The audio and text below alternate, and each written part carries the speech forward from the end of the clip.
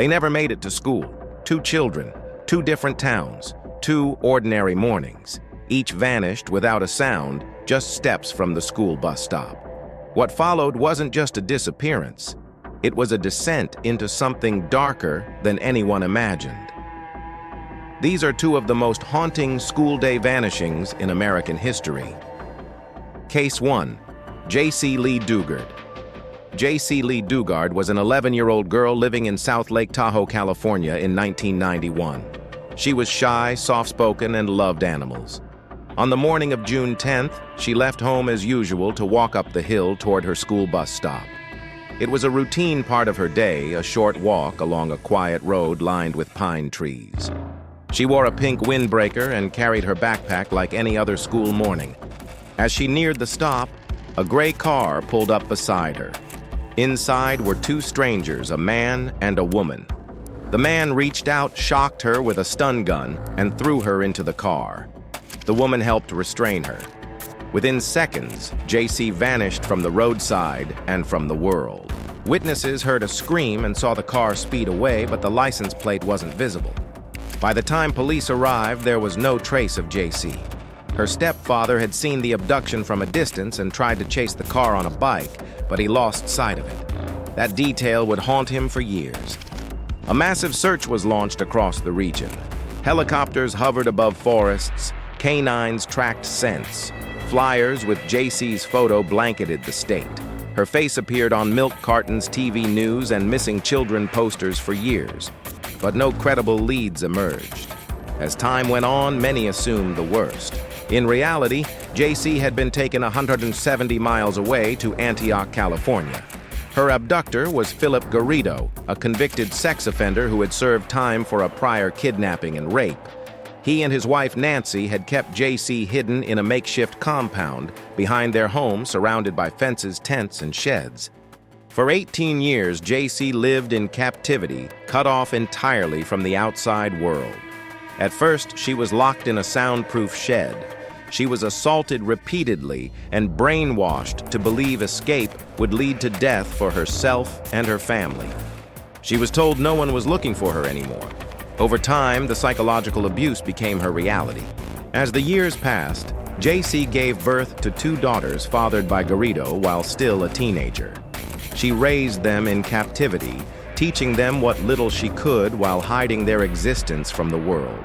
They had never been to school, a doctor, or even outside the compound without supervision. Garrido occasionally brought Jaycee into public under a fake name, claiming she was a relative. But no one asked questions. Even when police visited the house during parole checks, they never saw the backyard compound. The secret prison remained untouched.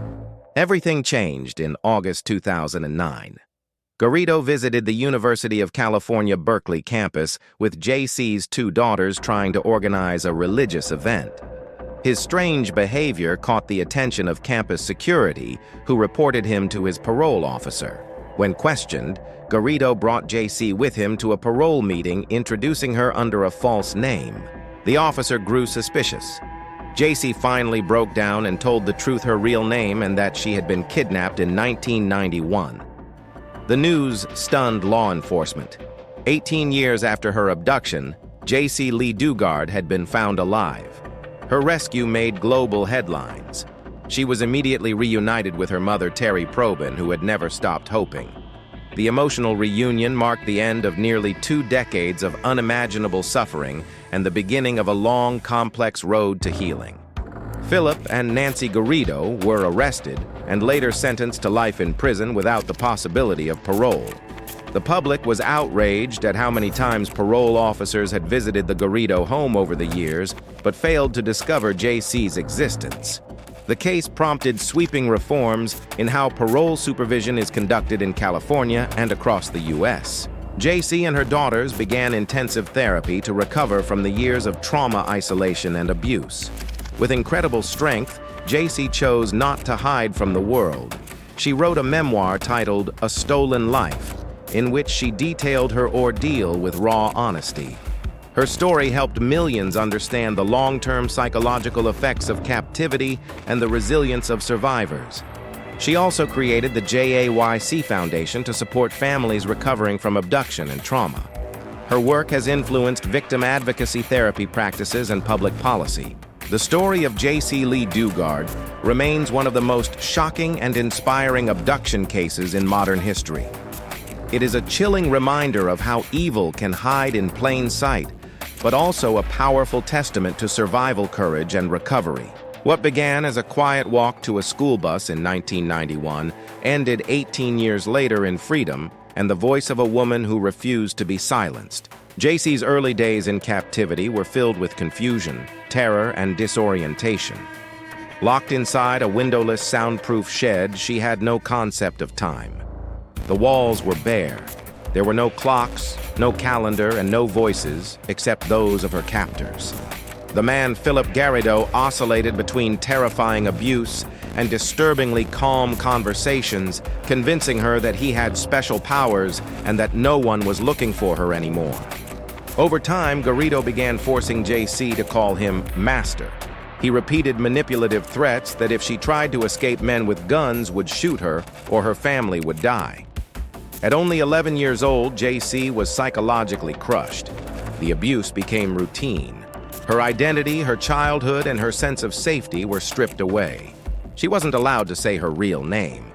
Garrido renamed her Alyssa and eventually introduced her to his twisted religious beliefs, claiming he was chosen by God for a mission.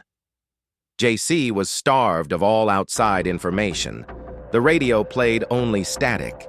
The TV was locked to a single channel. Books, newspapers, or phone calls were non-existent. When she became pregnant at the age of 14, Jaycee didn't even understand what was happening to her body. Garrido was the father. There were no doctors. Nancy Garrido helped deliver the baby inside the shed using scissors and towels. A second child followed a few years later, delivered in the same hidden, unhygienic conditions. Raising children in captivity brought its own horrors. Jaycee tried to protect her daughters from Garrido's darkness. She created a makeshift school, taught them to read using scraps of paper, and did everything she could to create a sense of normalcy inside the abnormal. But she herself remained under Garrido's control.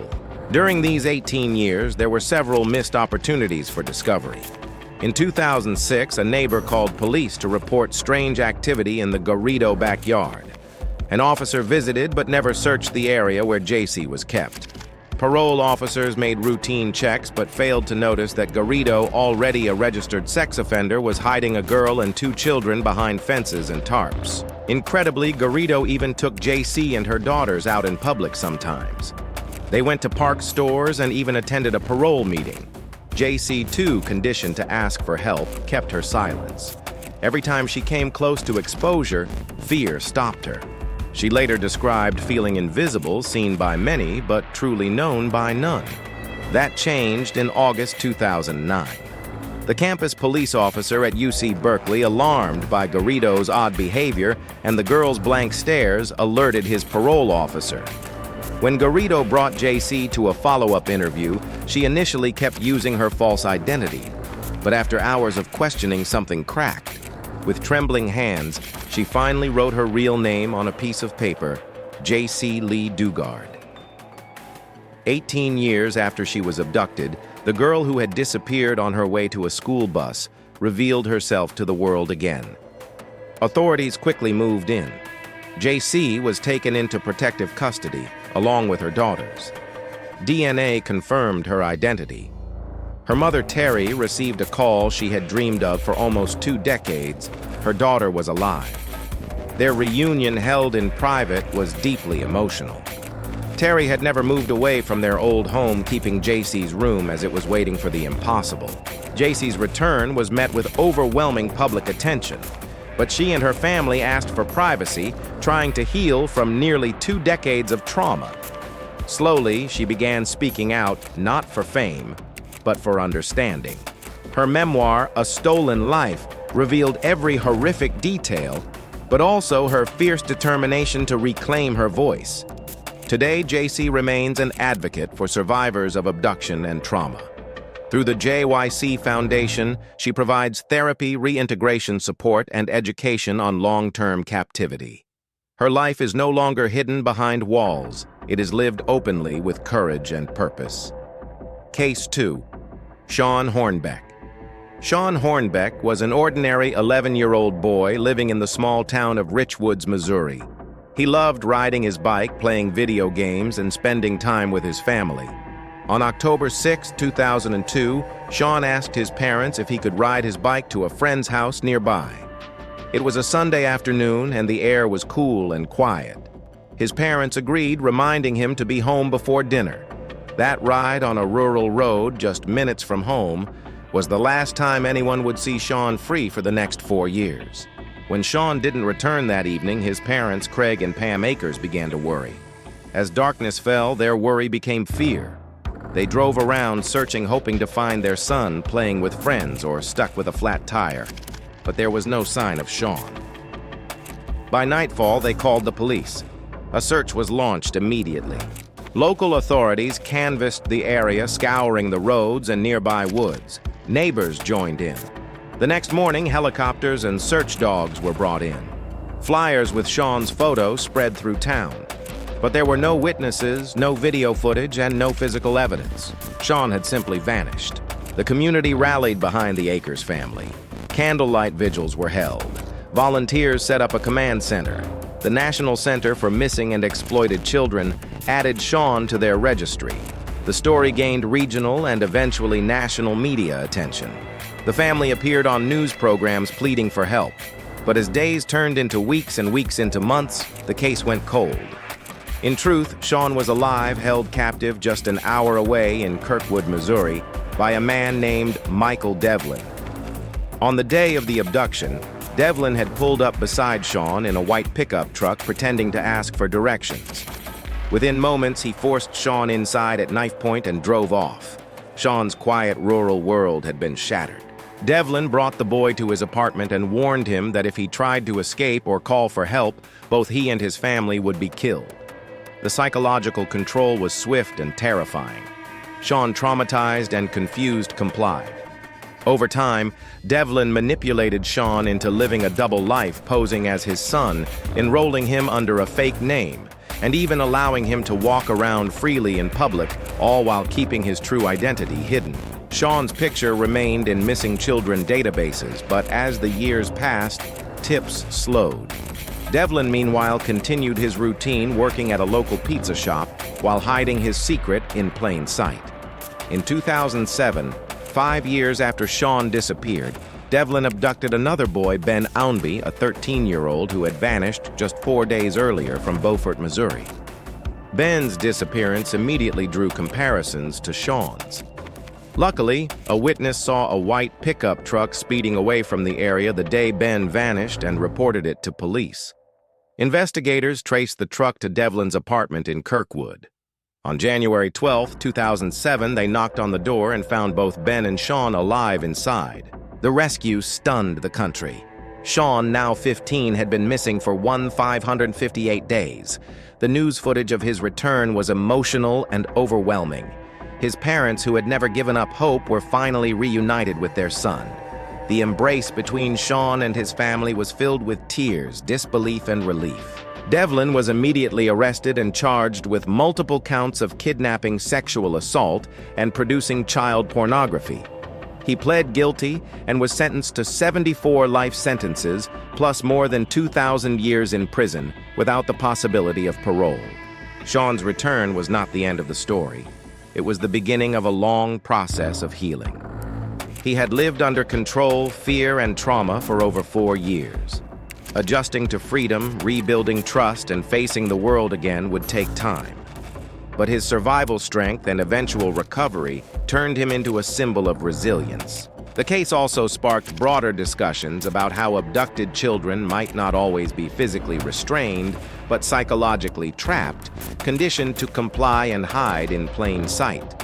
It highlighted the importance of community vigilance, quick reporting, and never discounting missing persons cases even years later. Shawn's parents, Craig and Pam Akers, became advocates for missing children and founded the Shawn Hornbeck Foundation to help families in similar situations. Though the foundation later closed, their advocacy raised awareness nationwide. Shawn eventually returned to a quiet life, choosing privacy over publicity. He gave a few interviews but largely stayed away from media attention. His story remains one of the rare instances where a missing child is found alive after years of captivity. The disappearance and rescue of Shawn Hornbeck is one of the most haunting and incredible child abduction stories in American history. It is a painful reminder of the evil that exists, but also a testament to survival, persistence, and hope. The road that took Shawn away from home on his bike ended in darkness, but against all odds, it also led back to his family's arms. Shawn later revealed that in the early days of his captivity, he cried himself to sleep terrified and confused. The fear that Devlin had instilled in him was so paralyzing that even when he was allowed outdoors or seen by others, he never dared ask for help. He had been told repeatedly that if he tried to escape, his family would be murdered. For an 11-year-old child, that fear was real and absolute. Devlin controlled everything what Shawn wore, what he said, even how he responded to others. When people asked who he was, Devlin introduced him as his son, and Shawn nodded silently. He was enrolled in a local school under the name Shawn Devlin, and though some classmates found his behavior withdrawn, no one suspected he was the same child on national missing persons registries. Years passed in this psychological prison. Shawn tried to adapt, suppressing his identity and learning to survive by becoming invisible. His parents, meanwhile, kept his room the same, celebrated his birthdays every year, and never stopped believing he was alive. They campaigned relentlessly, never letting the public forget his name. The break in the case came not from Shawn, but from Ben Ownby's abduction in 2007. That single eyewitness report, a white pickup truck speeding away, was all police needed to reopen old leads. Without it, Shawn might never have been found. After the rescue, trauma specialists worked with Shawn to begin his recovery. He had to relearn how to trust people, how to make decisions, and how to feel safe again. The community welcomed him home with parades, but the internal healing took far longer. PTSD survivors' guilt and public scrutiny weighed heavily. The media praised his resilience, but behind the scenes, the Hornbeck family was navigating therapy, rebuilding routines, and restoring a sense of normalcy. In interviews, Shawn spoke cautiously, acknowledging how difficult it was to talk about those years. Despite everything, Shawn graduated high school, later enrolled in college, and chose to live a private life. He avoided the spotlight, not wanting to be defined by his trauma forever.